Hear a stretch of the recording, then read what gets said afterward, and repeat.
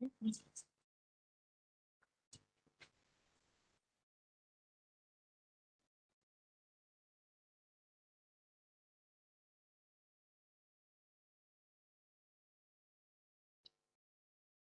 morning, everyone.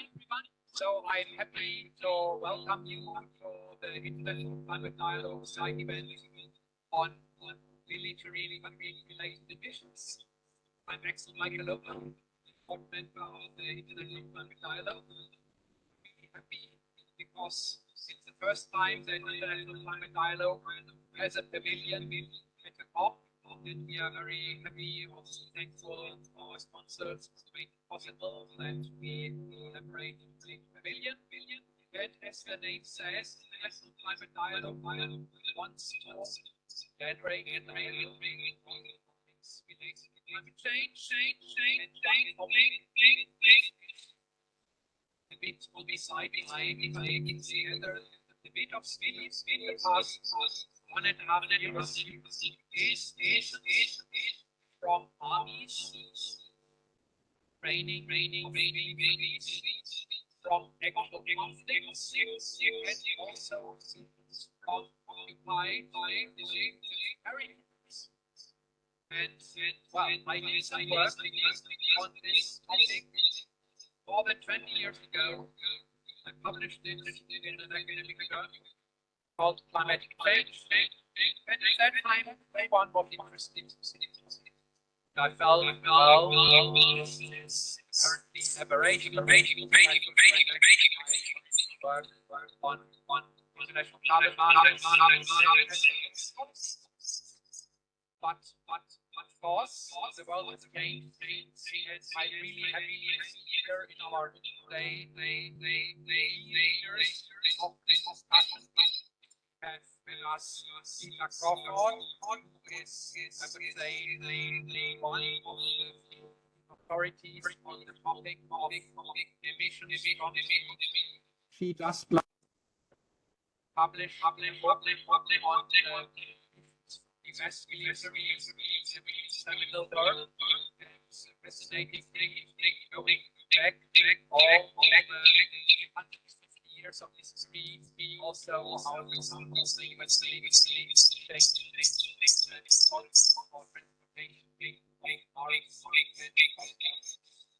aircraft and so on, and how military complex order. So we'll be looking forward to you listening to Nita. I also thank Ben Nymark for having the idea to organize the event. Will actually then also moderate our discussions, and of course the organization CEOPS. We have Ellie Kinney with us.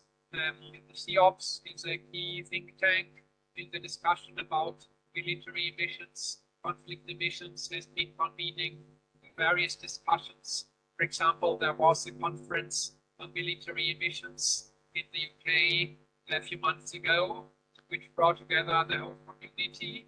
So I'm seeing now really that this topic is gathering steam.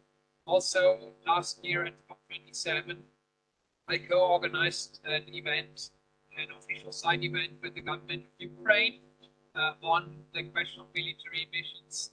And this was one of the most successful side events of my whole 30 years working in the UNFC system, having 150 participants, having all the relevant international media reporting on the event. So it showed, of course, how much this question is now raising in importance, and the community that got together at that event also has organized an event at the subsidiary body meetings, and there will be another event organized by the government of Ukraine and the team which is calculating the emissions of the UK war. And the emissions count is, of course, huge and is growing daily. And Lena Leclerc is leading this exercise, will present the latest outcomes. So have a look at the side event program or the official side event, the Ukrainian military emissions later during this talk. So just to state military missions now, well, they are in an order of magnitude that is comparable to emissions from international air transport, that's comparable to emissions from international sea transport. All these have now their proper treatment, their proper policy instruments, but still, with in the context of the UNFCCC, we have severe lack of robust data and well data is the background for the gaps in the data. We have, of course, many parties who want confidentiality of military related data. We have not much movement on how to treat my territories. Our last event in 27, we had the governments on the government of Georgia discussing how they deal with territories that have been occupied by foreigners. And it was really interesting to hear how Moldova then uses the statistic here of the Transnistria region is currently occupied. So that's based information and use it for that. So I think we will have in the next couple of months hopefully further development of these questions. Okay, and and introduce different speakers on the topic. Thank you very much.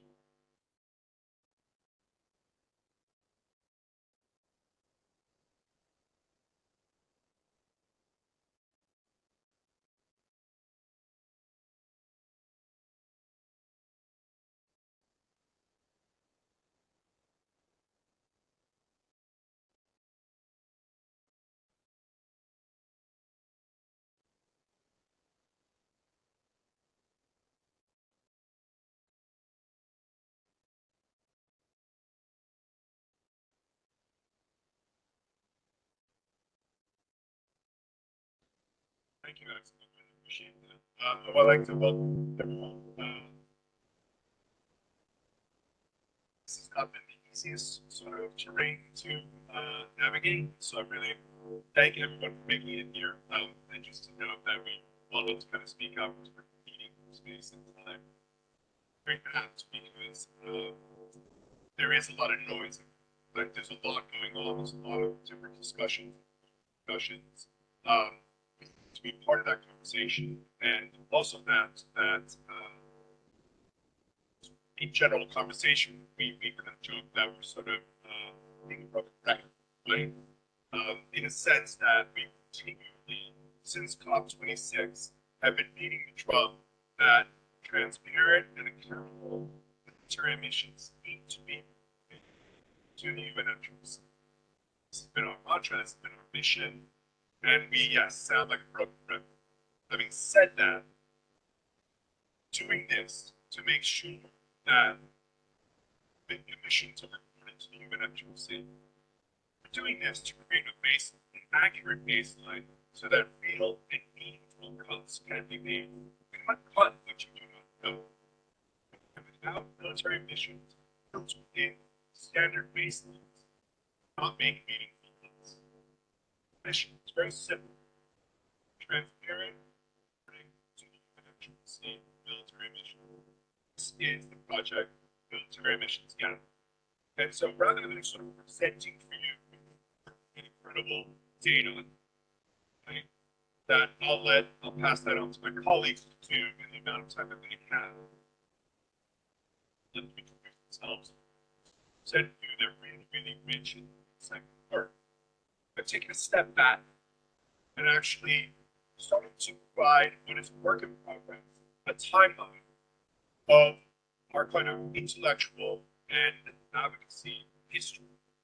And so I want to kind of very briefly provide for you what is, again, work in progress, a timeline of work we will do. This includes work by people in this room, but also includes work by people outside of this room within our network. All under the broad umbrella of the military emissions gap.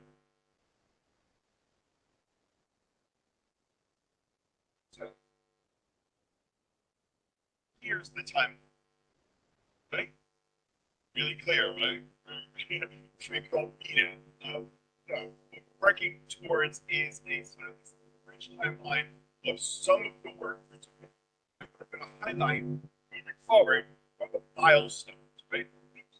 As Max mentioned, history doesn't begin in 2019.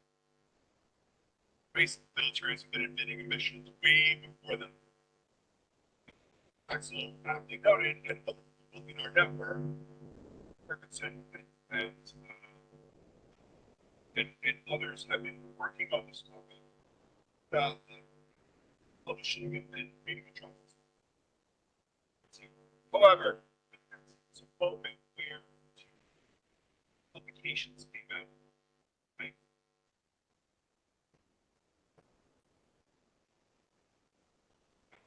One project there, and Oliver, my fellow colleagues,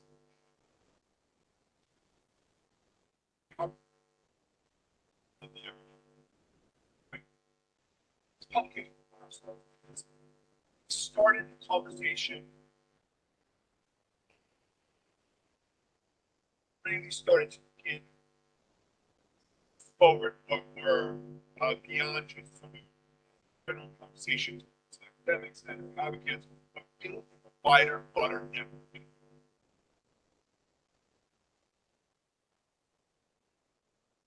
Back into and mentioned so Parkinson, we got a busy year. A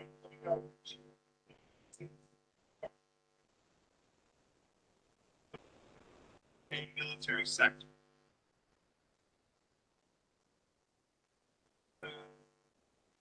2021. Also military and Parkinson radar. Right. So we were starting to see more exact data, understanding of to this type. Right. This is not necessarily sort of somewhat intimidating, somewhat what some might say, just too daunting to get your hands on the data, manage that data, those mountains of data, and then put it into some sort of accounting equation by which to.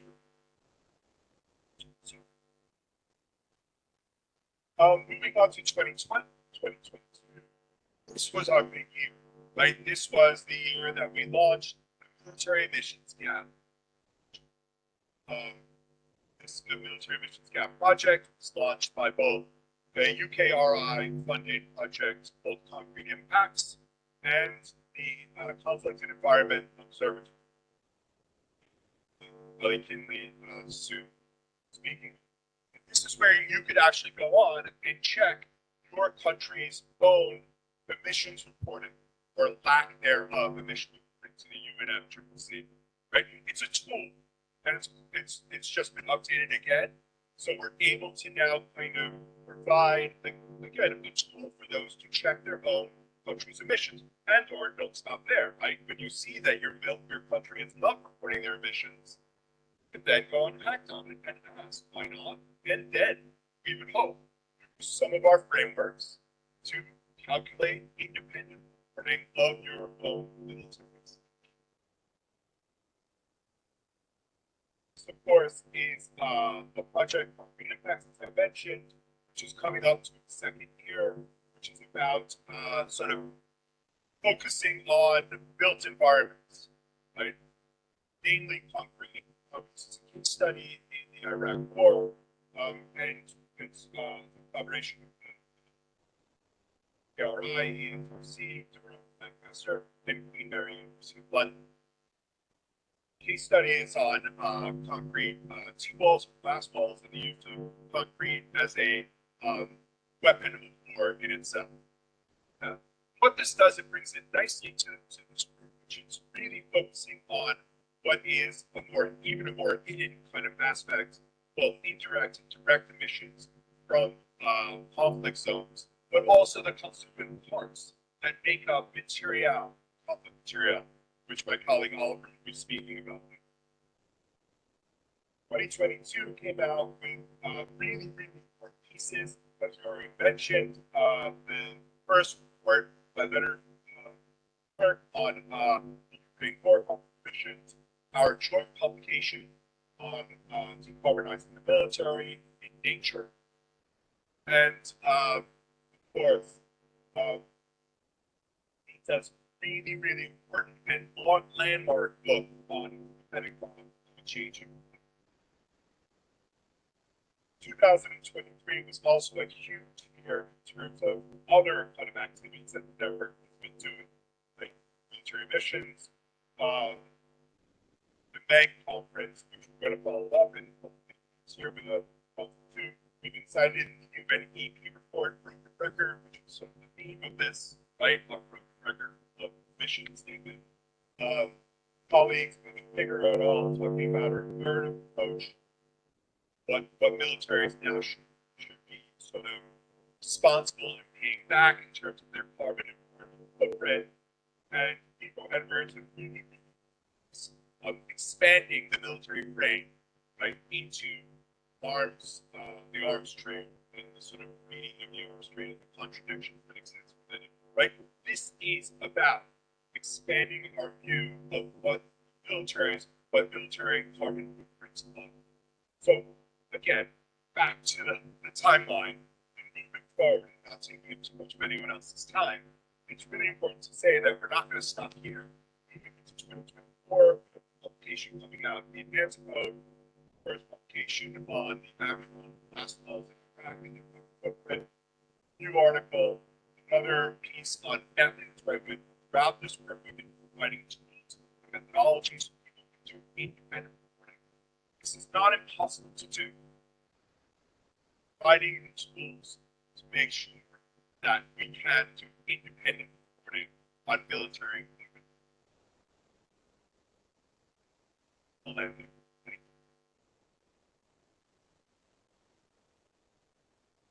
I'd like to introduce Kinley from the Conflict Environment Observatory, presenting next.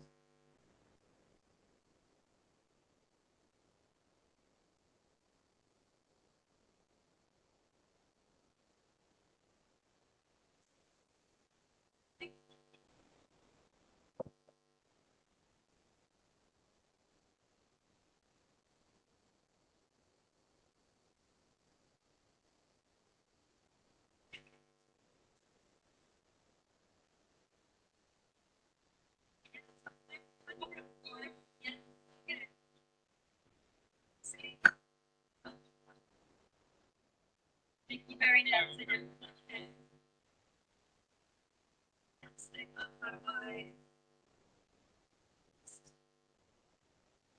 Yeah, this is it.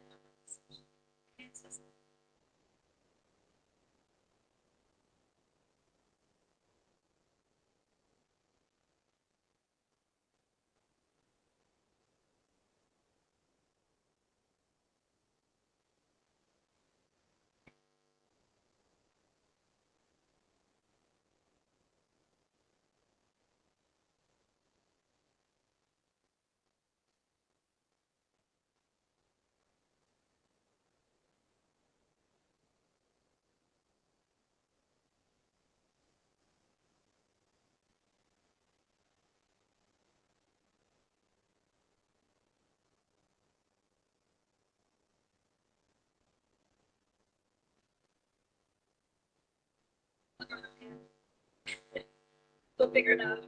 See.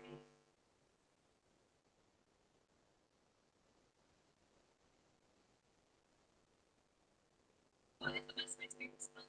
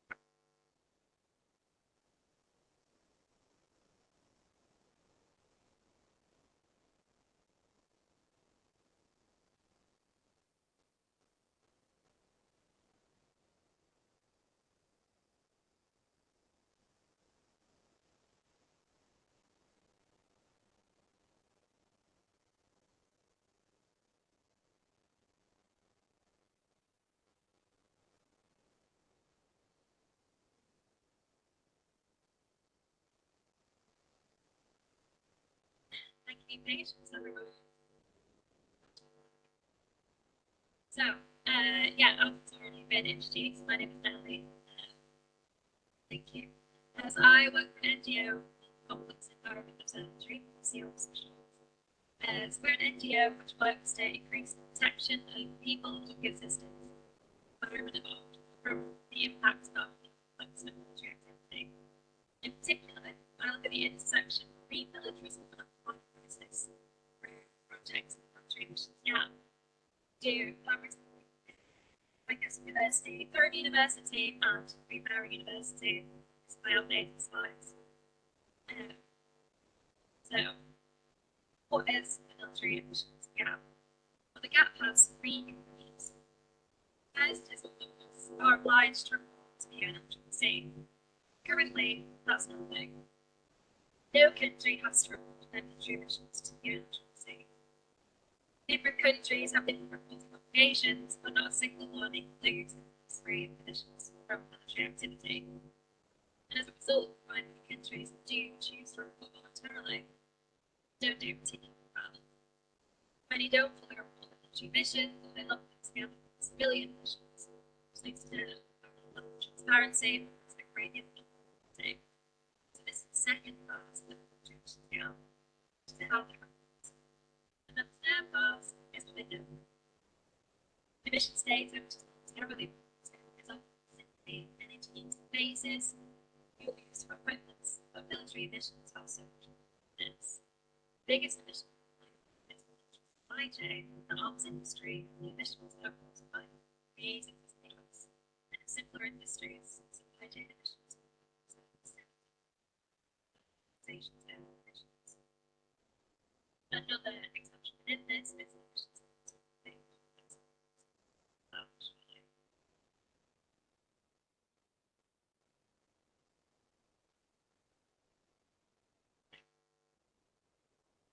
Give you an idea of the state of military emissions reporting at the moment. We can look at our industrialized and export countries. So there's 40 of them, so you can see it right here. The UK, the US, Europe. Reporting their military emissions is voluntary, and as a result, only those countries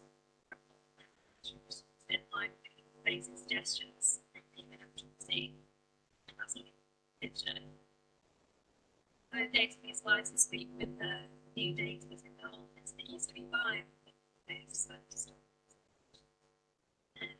actually come down now. And then when we look at our non-annexed countries, they have no obligation to report anything in their military emissions. So 25 countries don't. They report absolutely nothing. We're not talking small countries, but we're talking India, Saudi Arabia, Israel. All the top 15 military centers. No data for impact.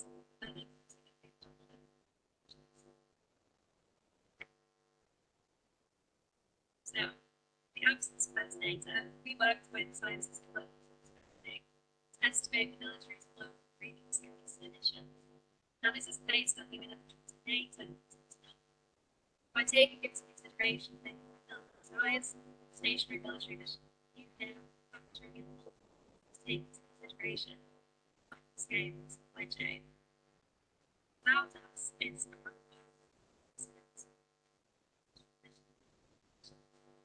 meaning the military for a country highest China, US, and India. And to put this into context, the shipping industry is 3% of global emissions. As a simple aviation, see the science of pressure industries to reduce their emissions.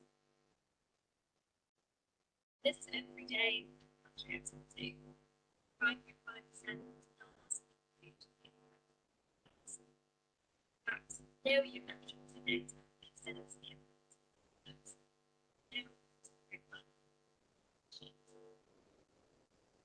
when Russia invaded Ukraine, as researchers estimate that they've been releasing is throughout this time.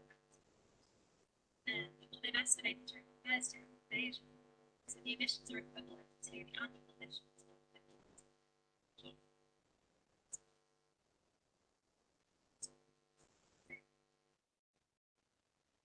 the researchers who are piecing together the emissions from historic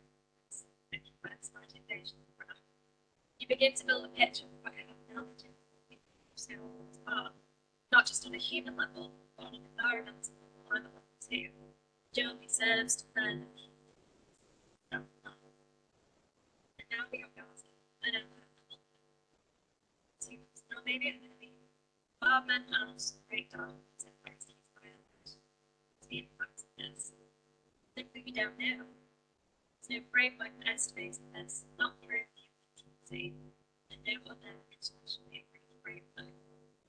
Emissions resulting from things like infrastructure damage, rebuilding, energy and displacement of people, and missing without a framework for estimating, measuring, and reporting, there is no route in which to hold states accountable.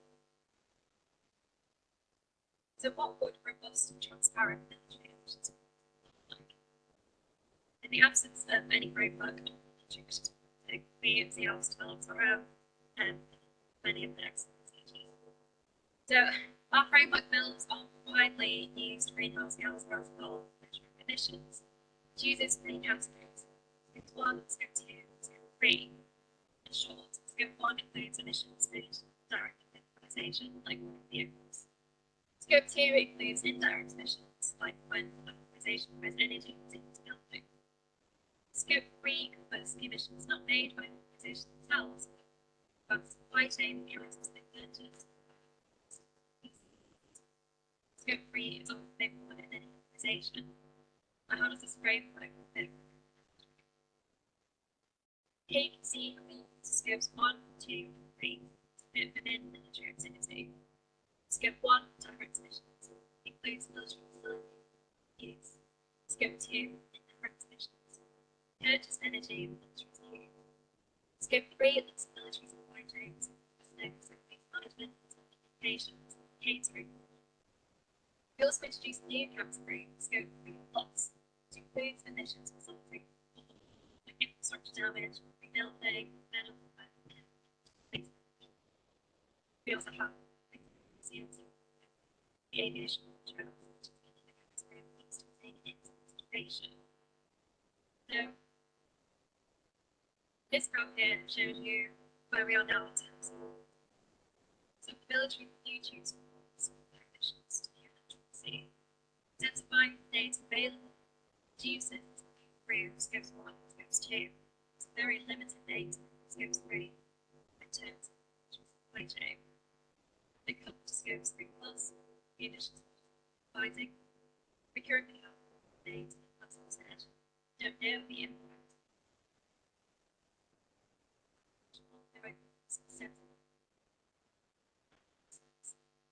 And this needs to change fast. We simply don't have the time to wait for trees to catch up with any solutions. So, relevant, comprehensive, consistent, accurate, transparent.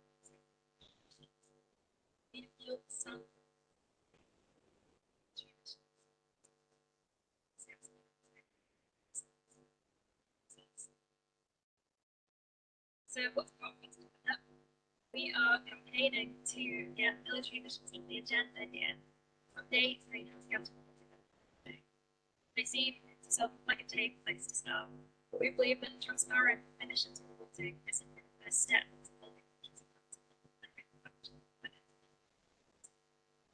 stage for the climate crisis, no sector reducing emissions, especially as a sector including the military.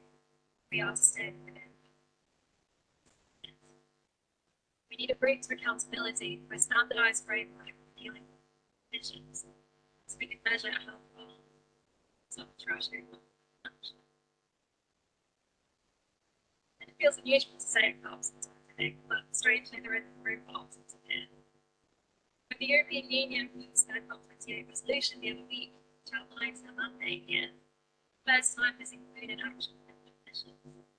Even NATO was talking about military emissions reporting and reductions. Just yesterday, Stoltenberg NATO Secretary. There's no way we can get to net zero without reducing emissions from the military sector. And NATO technology earlier this here, and there it is, go to restore it needs to be, which goes to show, see, like, raising the bar, the high quality from this. It's really fantastic to see here so many events about focusing on the intersections being peace and justice. The missing military missions within the UN agency.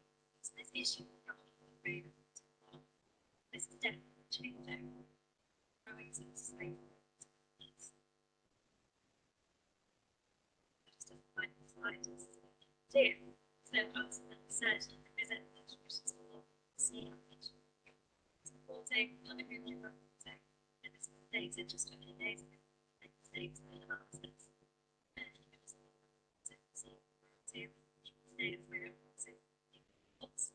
And importantly, the class organization is focused on action. This message within highlighting action to be militaries. Militaries in the arms industry are a way of thinking.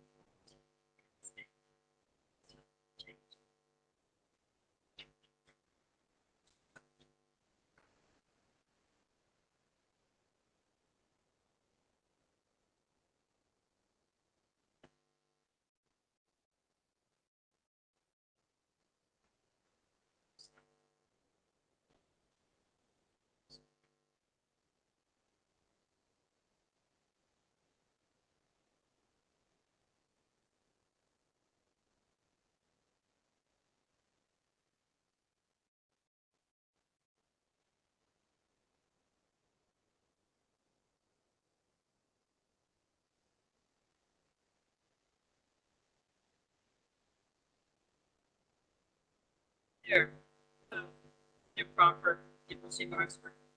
So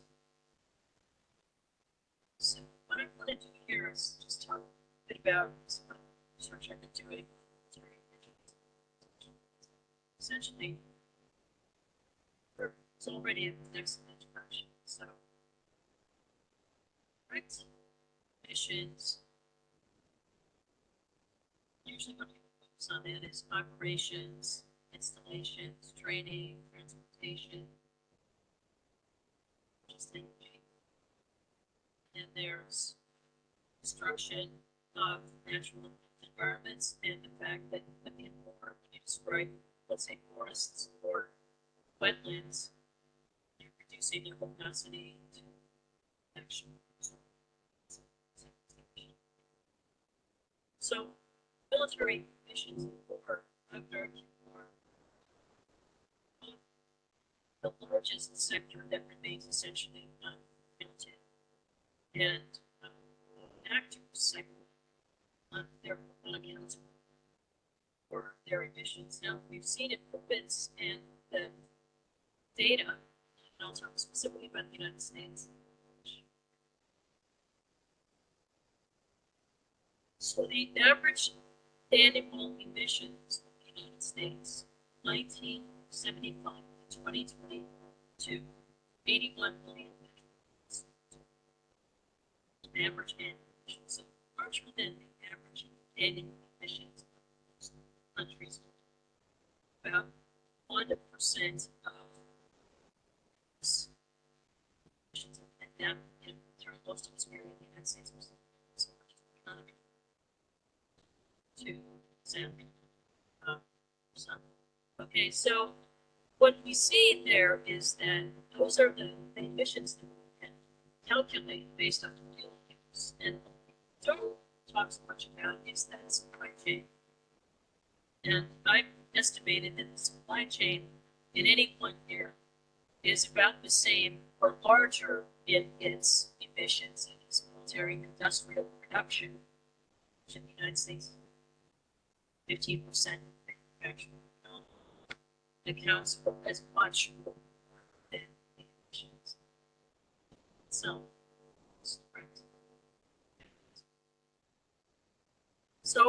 the thing that one needs to know about military emissions is that they track, that is, they follow war. They go up when war happens, and that they define when there's demobilization. And then they also combine sometimes with militaries and not just people who want to be active fighting, but reduce their footprint. So the largest average annual emissions in the United States were between 1975 and 1991. They were 103 million metric tons. And then from 1992, just after the cold, they go down. And after the end of the Cold War, they decline. And then they go up again with the 2001 invasion of Afghanistan.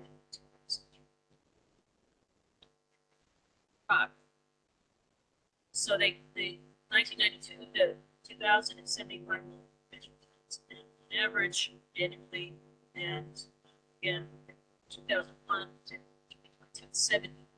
Now, right now, U.S. military emissions are at 48 million metric tons CO2 annually. And I can say more about why that is at the same decline.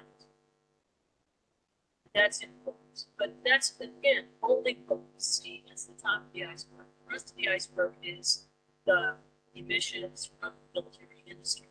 And as we know, the United States is the arsenal of so much of the emissions that the United States is making in military industry is then exported for material, which will then be used for zones training, fighting. And the next one I want to talk about is how the military understands climate change. So the first thing here is that the United States military really understands climate change. It's the deep research that gave us the basic understanding. All of the major papers that came out in the 1950s and 1960s were funded by the Office of Naval Research or other DoD. And so the point here is that Roger Revelle, Charles Keeling, and Seuss and others who gave us the early papers understanding the effect that CO2 emissions funded by the Office of Naval Research, the Office of Naval Research, and it fed into their understanding through the 60s, 70s, 80s, and 90s of climate change as a problem. They got it.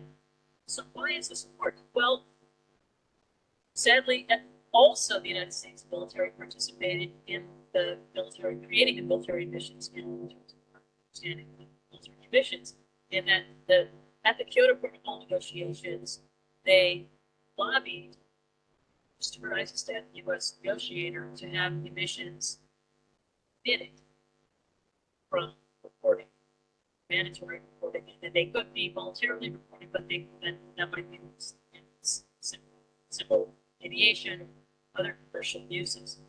So this has been the case because the United States did not want to, as they said in their documents to the White House and the Clinton administration, lose its preeminent military position. So it's about maintaining power. Now, why would they say we can't report? Well, because in that very same document, they talk about how reporting would lead to reductions, and they couldn't reduce to 10% without devastating consequences. And I'm here to tell you that they've reduced than 10%, and it's still most powerful military proceed if you military contractors. Okay, so third point about military's understanding of climate change is its reading itself and its supply chain. And this is important. It's actually significant reductions, largely because of the transition away from the heavy greenhouse gas intensive fuels like coal and its nuclearization of aircraft carriers and so on. It is greening itself. It has done some innovations. We can't ignore those. I think they're significant, but they're all suggest just a moment. Why not enough?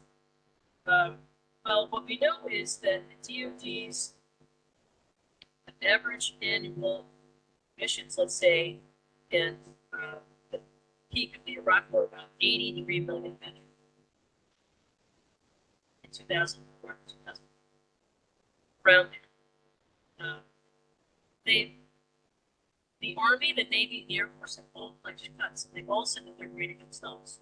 The Army pledged to cut 50% by 2030 from a 2005 baseline. Remember, that's the peak of the emissions in the post-9/11 wars.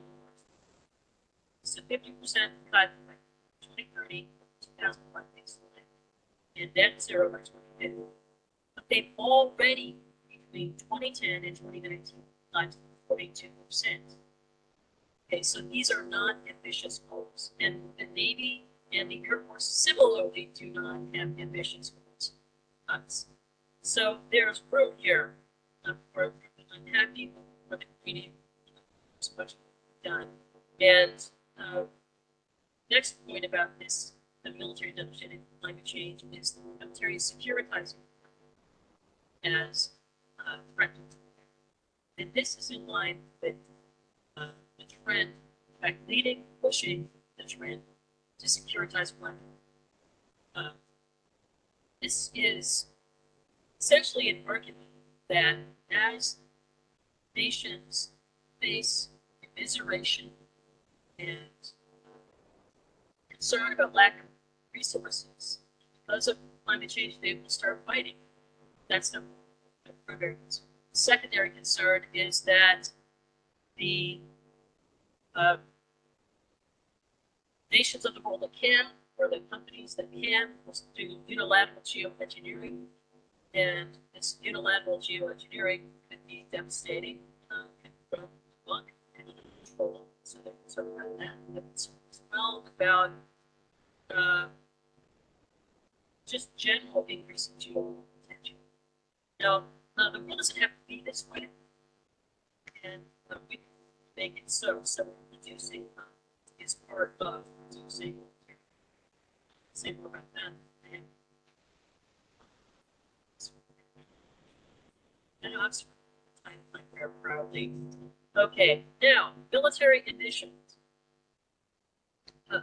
In the military industrial emissions, as I said, are just as higher in any one year than most countries that have military industries. But the countries which have the most significant military industries, Europe, we don't know enough. There has been some great work by SIABS and scientists with responsibility. We also don't really have any understanding of what's going on in terms of industrial complex.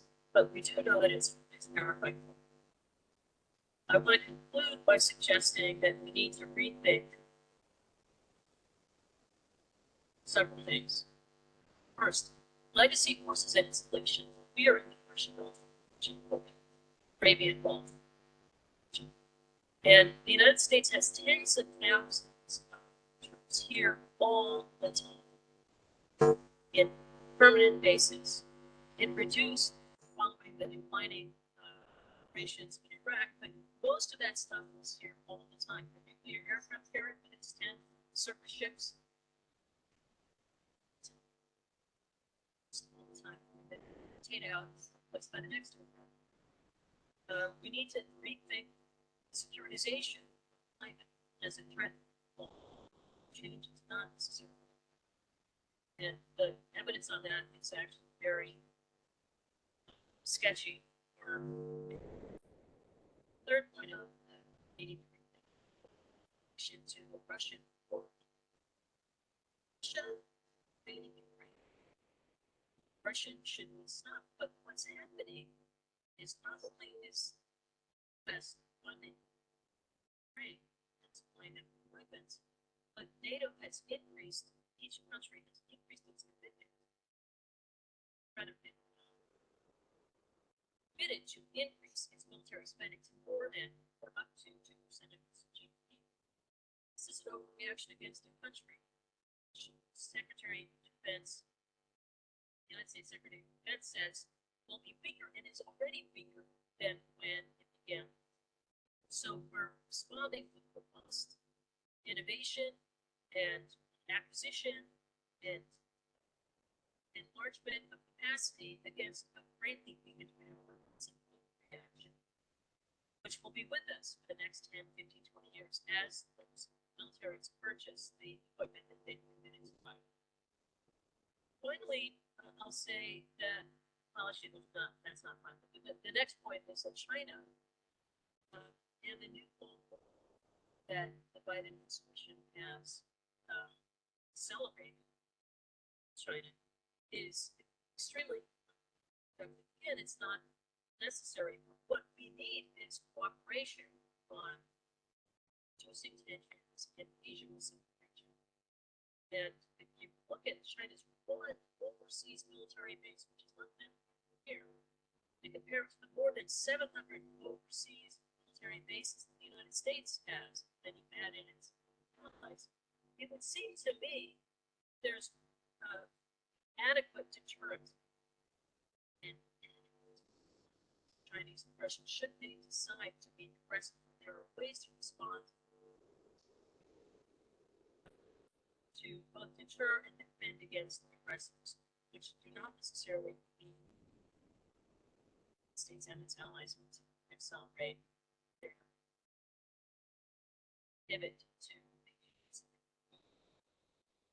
so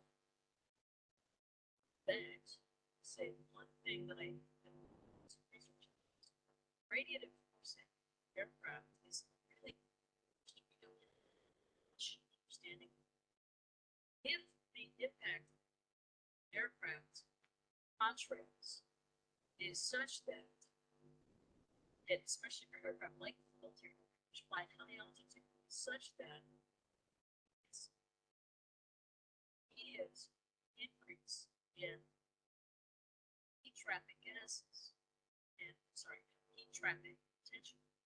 What we need to do is reduce training and that is at these altitudes and think about switching out fuels needed for aircraft mixed in. They've been tested since 2008. But what we need to do then is understand much the radiative forcing is contributing to climate change from these aircraft emissions. Secondly, how they can be reduced by climate change.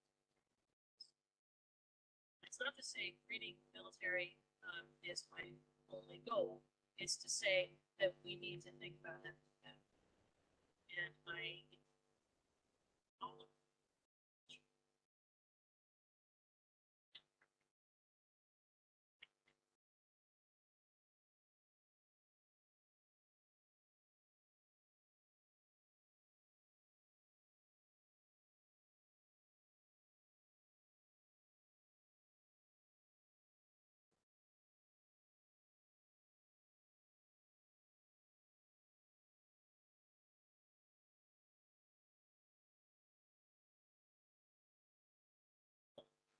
Maybe this all revolves around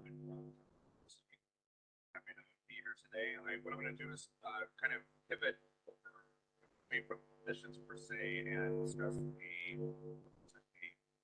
case study research based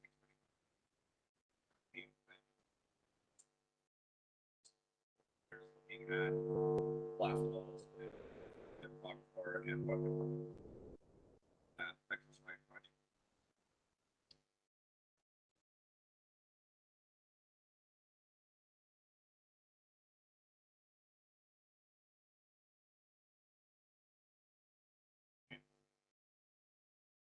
Explain way of context telling what we're up to.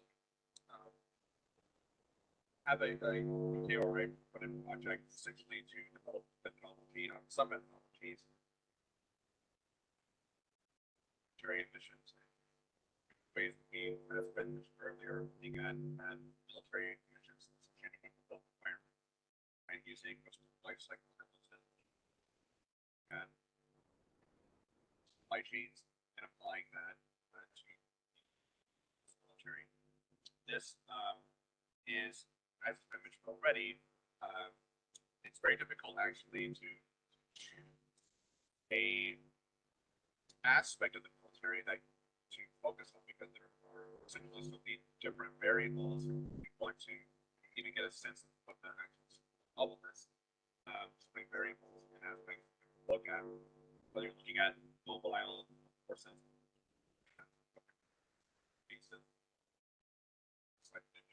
In this project, couple one, we went into focus on key materials that rather than hydrocarbons, we got these water, sand, and concrete, especially concrete is important to just highlight because it's second to water as the most consumed product in the world, right? And it's also one of the dirtiest industries in kind of uncovering this aspect of the U.S. military use of concrete. Yeah, and highlight how we also wanted to have a historical, because of these kind of data gaps that are present in looking at contemporary operations. We wanted to have a historical example, kind of our SAM budgeting forward, and hope that we'll look at past and and we looked decided blast walls and their use during the and Afghanistan, so the U.S. military blast walls, U.S. military placed thousands of kilometers of walls in the U.S. borders, Iraq and Afghanistan. Essentially, they had different uses depending on places. That's what highlight people specifically at Baghdad. They essentially had two different uses. When they began to place the vessels outside of the Green Zone, they primarily placed during a time when there was a rise in sectarian violence.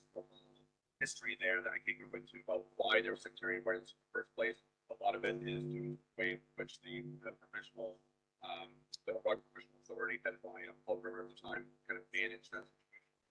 Problematic, but I can discuss that in Q&A if you're interested. But aside from kind of rolling up neighborhoods to kind of prevent sectarian violence, right, was also a vote of population meeting, right, making sure that people can certain pathways within the city instantly during the insurgent movement, but essentially keep track of population. In Baghdad itself,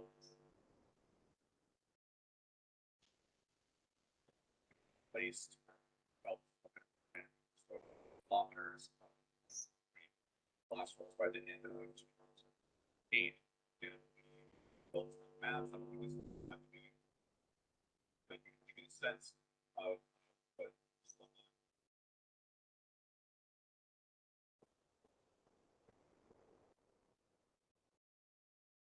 being used. I'm wondering why blast wall. I've really mentioned that there at the time. You can recall, I guess it's sorry, really young now.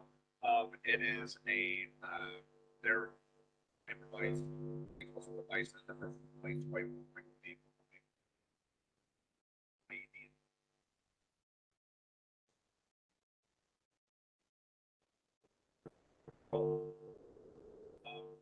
What we did in the article is rather than looking at blast walls in Baghdad in total, we looked at one specific operation called Operation Gold that happened in Slaughter City in the east part of the city, and at that time, there still is. There's a leader, kind of populist leader there named Fatah al-Sadr. Father had long been a prominent figure in Baghdad, and al-Sadr's forces during the Occupied occupation were fighting essentially to broadcast from Slaughter City, and had ties to body and back militias that we hear a lot about now, actually.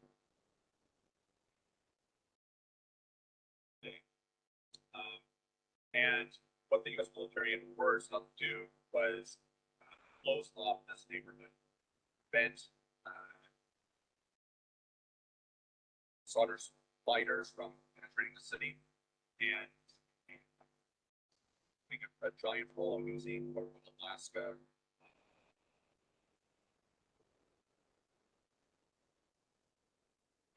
But in that one particular operation, the U.S. placed 3,000 sections of wall, right, well, like, and had a kind of dual effect. I mean, a dual kind of purpose, but it was almost like I said, to prevent the movement of insurgents and preventing kind of rocket attacks outside of the in at that time, but also the building of the wall sort of seen as like a trap, right? That they knew that insurgents were going to be attacking the wall as being constructed, right? So it's a type of way to kind of get people hiding and attack.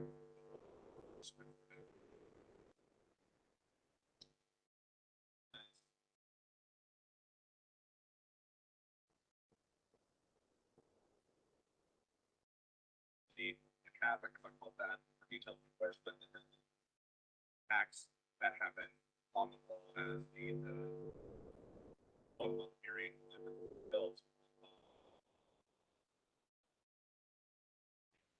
by the U.S. military. So, in order to have the effect of like fighting. So, what do we do?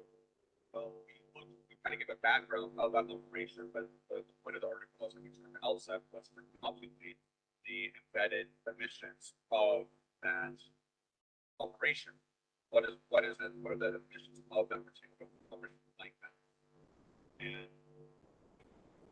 looked at several variables. One, the type of bulb that we use, like kind of bulb that we use by the U.S. military, and the Texas bulb, common ones used any American big construction in the U.S. That's this particular operation I mentioned the last one. And I didn't really get a clear sense. I studied the stuff in the abstract in May, but I was actually in West Bank in May of this year, and all separating the Israel West Bank is constructed with these Alaska people. It's really good appreciation of how big a single section. We looked at the kind of wall and we deconstructed those segments where they're reinforced concrete and have iron bars inside of them. And we looked at the supply chains associated with those glass walls and learned a lot that we were expecting about cycling a concrete market in the Middle East, main sort of basement in Seoul, and of like cycling concrete comes from Turkey. It's a very strange market when you think about it, because as you've seen with other gospel today, all that concrete has to go somewhere, right? Somebody eventually clears it and it goes into a market and it's a cycle like this. So kind of a short conversation we had one time was when the U.S. military was dropping line or the bombing Baghdad, and then outside of the war they cleared out that bubble, was that eventually used to I doubt that there's a direct connection there, but it is within the same market, right? In the area, so getting the so we're looking at this life cycle analysis, looking at missions along that supply chain that go to feeding all the parts and all the route that's going to aspect of this one. And well, the detail.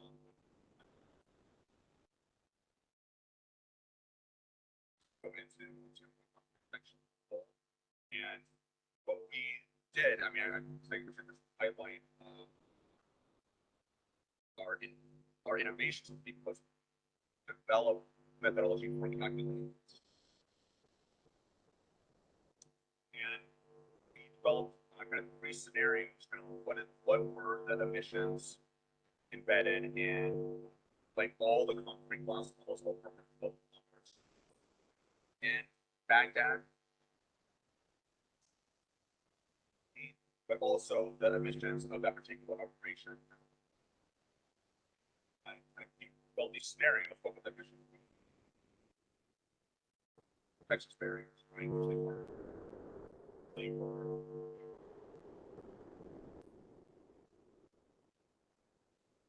makes use of different types of walls. This kind of information, and that's one that effectively was realistic. To kind of take away messages from this, I guess, is I can talk about words that well, I just never was like a what the members of percent. But the I take my messages of our articles that in this information, the playing one ball and we were Baghdad was equivalent to that one activity of playing glass balls. So all emissions is that one activity playing glass balls. 8,000 plus passenger vehicles being driven in a year. We embedded the health benefits being, one of the big articles that is equivalent to a small island nation's emissions per year. Right? So very significant. They get one activity. That one small one-goal operation, relatively speaking.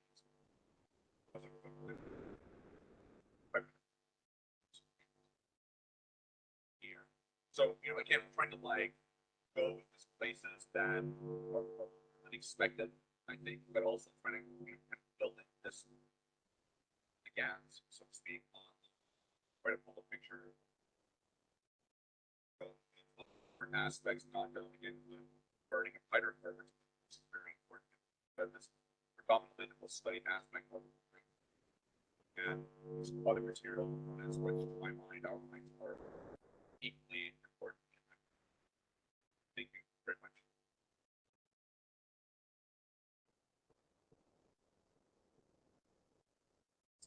Thank you, Oliver. And I want to thank all our participants. Billy, Peter, and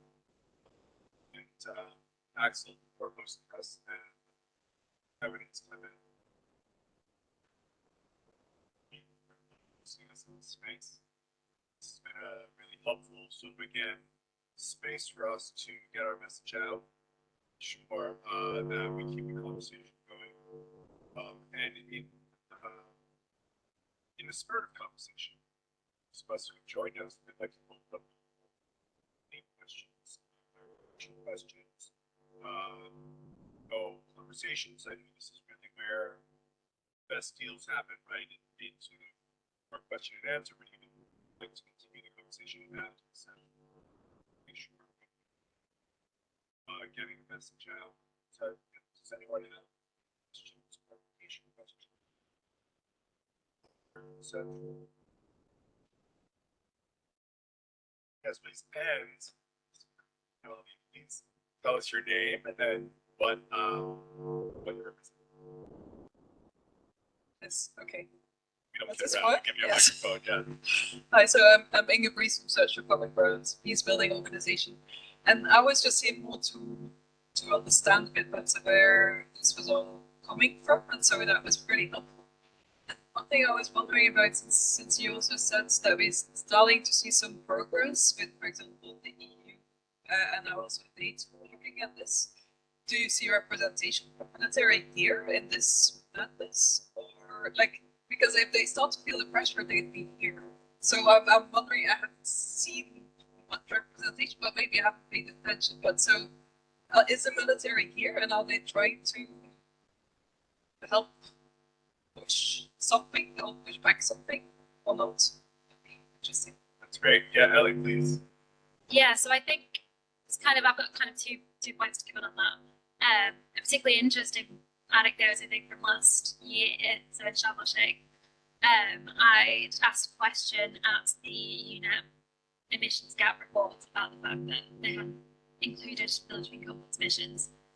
They told me, no, we're not going to do that, and then they did, which was good. And then at the end of that, people from, I think it was the Israeli Defense Force came up and started telling me about various work that they've been doing. And we had this sort of candid conversation around, candid to make sense, I suppose, conversation around Ministry of Defence people being within party delegations.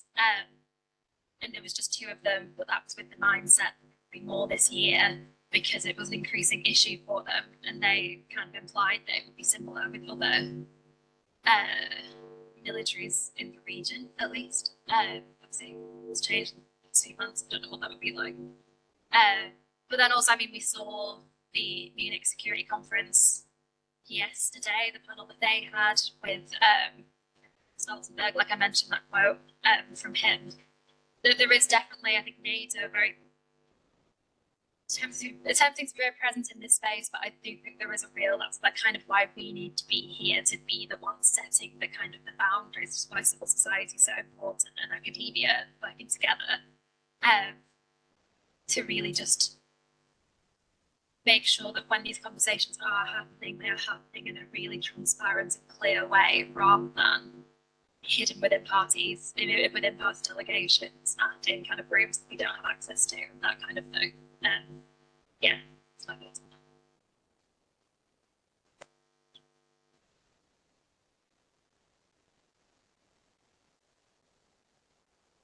that. At least on the publicly visible level, there is not much involvement. I would not see any person in uniform walking on the premises of a COP, nor see, attempts. As, for example, we've seen in the UK when you hosted the conference, there were, of course, representatives of the UK military around and discussing. I have not seen any representatives of militaries trying to make a case how they see the situation. Of course, having people negotiating stuff that may be different, and of course you cannot really get a clear view because there is no transparency about what people in government delegation, particularly in government overflow delegations, are doing. But I've not seen any, say, attempt of the military to proactively engage in this discussion here. Having said that, we know their influence is for sure present, right? Like their presence here definitely does not match the outsized influence they have. It's a big decision. Other questions from the audience? Yes, please.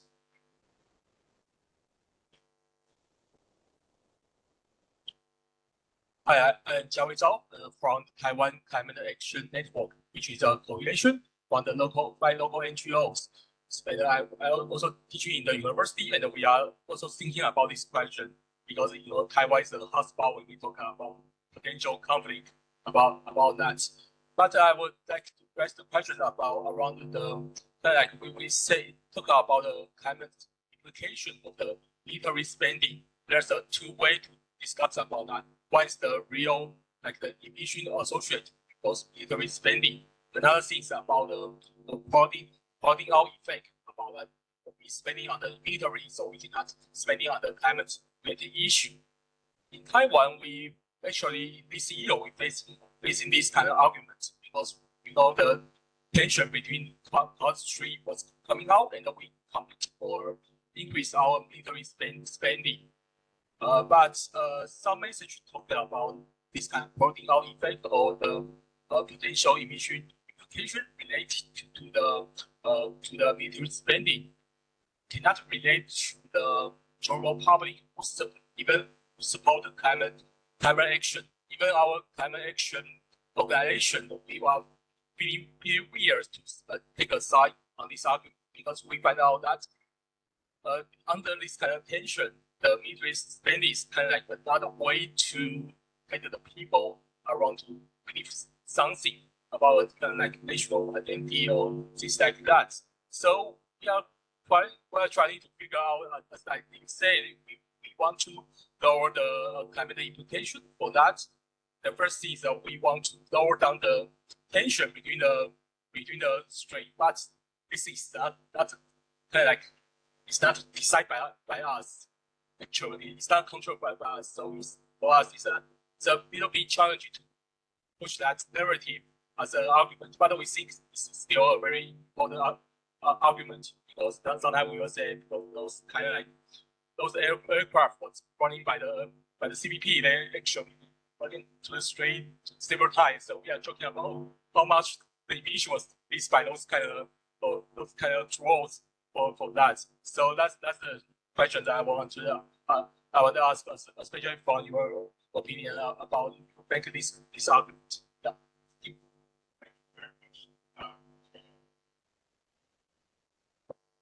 So I heard essentially 2 points here. One is that we call in the US, we don't call it crowding out. We essentially say that there's a trade-off, and it's the same argument. And essentially, what you have in the US is about 50% of US discretionary spending is the DoD, and then you add Department of Homeland Security and Veterans Affairs, and it's well over 50% of discretionary spending. So that, of course, means that there's 2 things going on. One is the military says, well, let us do the grading and lead, because we can do it better. We're high tech, and you already give us the budget for that, which is inefficient and I think it militarizes the transition. The second thing that happens is, of course, there's a lack of investment in civilian sciences, which I think we're talking about transition. Okay, and then the second point you made was about demilitarizing the Taiwan Straits and the Asia Pacific region. And I have several ideas about this. One is, of course, there are many military exercises conducted every year. There's only really a decline in military exercises by the U.S. and its allies during COVID.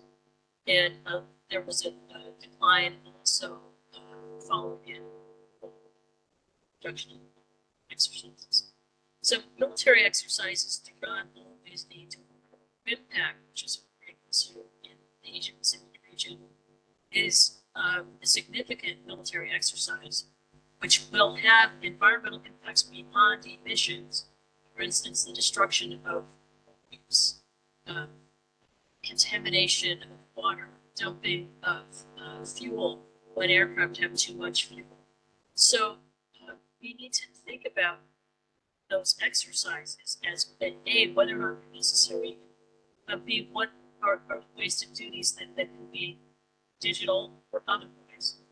And then there's another point I want to make about this is Taiwan does not have to be defended by what they used to call airland offensive doctrine. U.S. military doctrine in Asia Pacific, as it was in and remains in Europe, and it is offensive. Okay, so when there is first of all, want to deter an attack, but let's say there is an attack, the idea would be that you are prepared to exercise or train for striking deep, and the plan for China is to strike deep into Chinese territory. Okay, Taiwan can be defended with territorial-based defense. This is a very complex technical conversation, but we don't have to see the replication of legacy ideas in this context. Thank you. Yeah, very complex and layered conversation.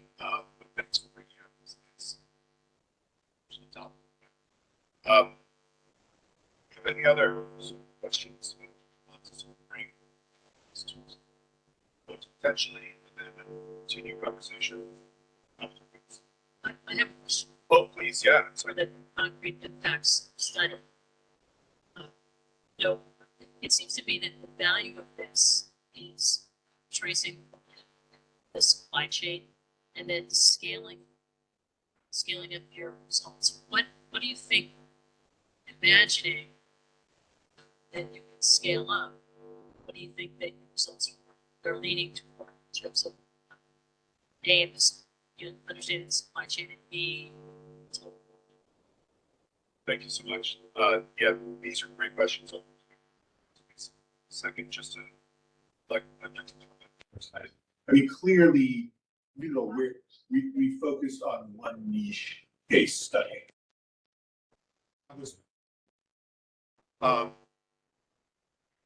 Wanted to first build methodology, usable, direct methodology that any independent researcher then adopt and use, right? Sort of plug and play.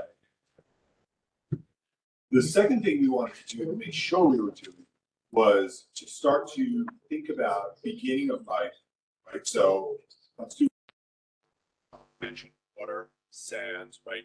Here in our case study, water, sands, and in particular, the spatial locations where the roasting of cement, right, which is really big. So the location takes place with the big carbon sort of movement takes place. Footprint, roasting cement, greenhouse gas emission. Cement. And so we wanted to make sure we were that beginning and like that extractive process best we can to scope emission, but also including end of life.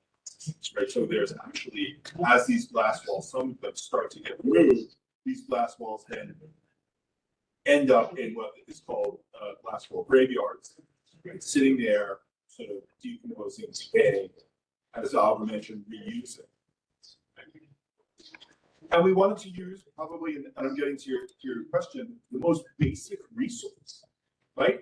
That everyone can see that how it's important for military use, but also incredibly important in civilian use, right? So it's applicability beyond military. I'm not saying we're the first ones to do this, really for SMED. The question becomes, after blast walls, right? What else do we use, right? It becomes this. What else do we use? Cement. Like, what else are we using concrete? Both in a military and civilian context. And then we can begin to plug and play this methodology we use for road construction. Building construction, reconstructing she's done yes, right? Ways in which concrete is used in military contexts for bunker and for base construction. Right, so now you have a construction method that can be used both for civilian and military context.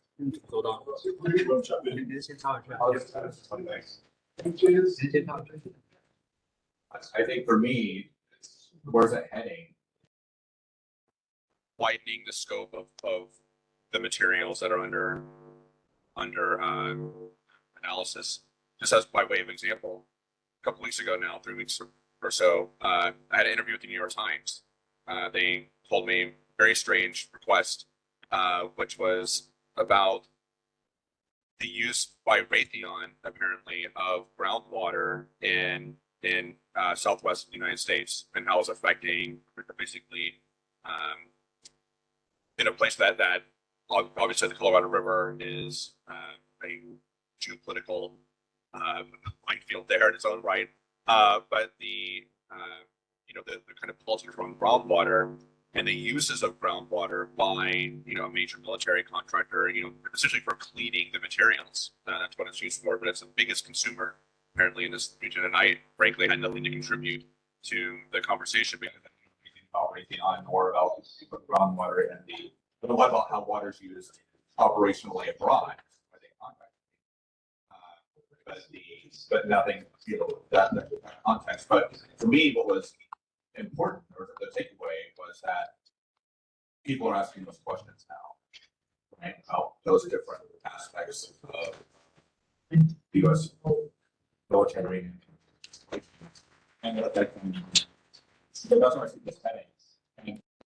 Echo Ben's point, developing methodologies, kind of plug and play methodologies, and people can do that work wherever it goes, we're never gonna have a complete picture, but whatever the bank, I mean, you provide the most complete picture I think we have so far. Probably we'll have, fans, but again, just kind of filling in the blank spots on the map, so to speak, as what I think what the business is doing, I would say.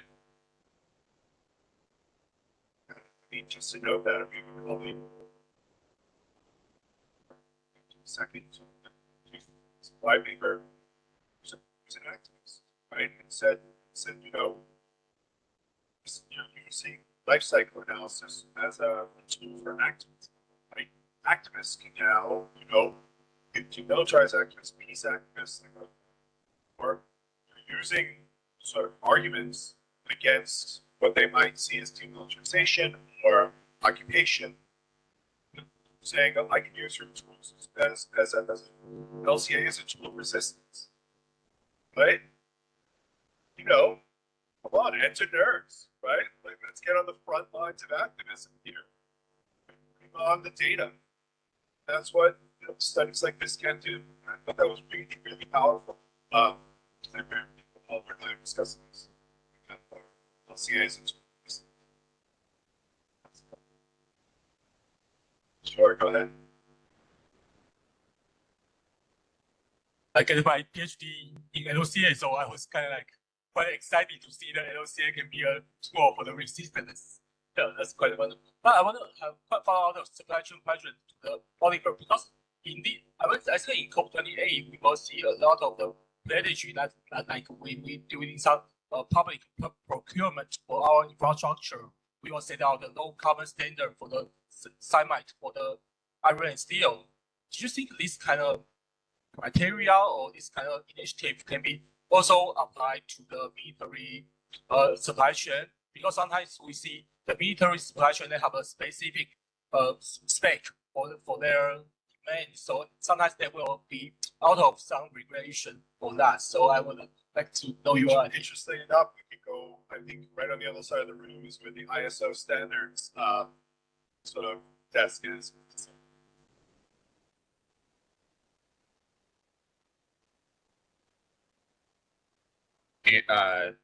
Don't suspect that the U.S. military at least thinks at all about this question before, procuring those kind of materials. I think it would be a real coup, actually, if that just enters into, however marginally, into the decision making, for operations abroad. If the question just even comes up, but yeah, Dina, do you want to? Yeah, we have 2 minutes, I think.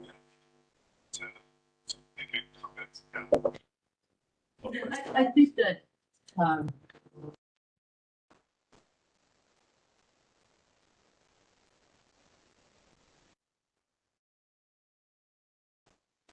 as tested alternative fuels.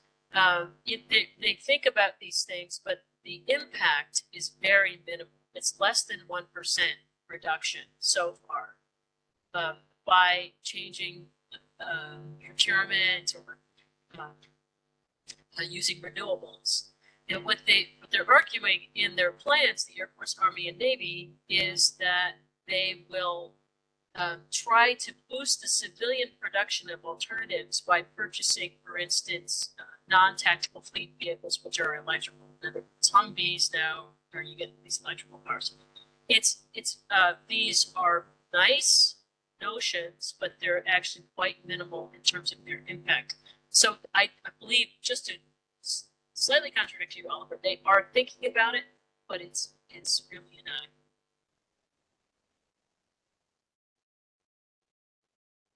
Yeah, 100%. I think that one caveat there is that it's not happening at the strategic level. Whenever a lot of times, like procuring, materials, as much as we would have hoped, but actually, NCOs and other people that are on the grounds, make all sorts of innovations, so to speak, that have these kind of these effects on material use, and becomes like a kind of green initiative that is later on, featured in the Army Times and whatnot. One example that comes to mind is back to water. In Afghanistan, it was really expensive actually to ship, and not only expensive, but it was dangerous to ship bottled water in various forward operating bases in the East. And so you had a couple of NCOs, non-commissioned officers, who developed a well in eastern Afghanistan, right outside of Kandahar, and or I think it was in Helmand province actually, and built a well, and they bottled the water on site, right? And that was set up as a kind of green initiative because they weren't using the mission. So I think that's kind of where this had to like a more tactical level. But thank you very much, and I want to thank everyone from the panel, and of course everyone in the audience for this really insightful discussion. I hope the discussions will keep going, and we can bring them up to everyone. We see how important this panel was and how we should start counting our military missions in the U.S. that you'd have to triple C. Thank you very much.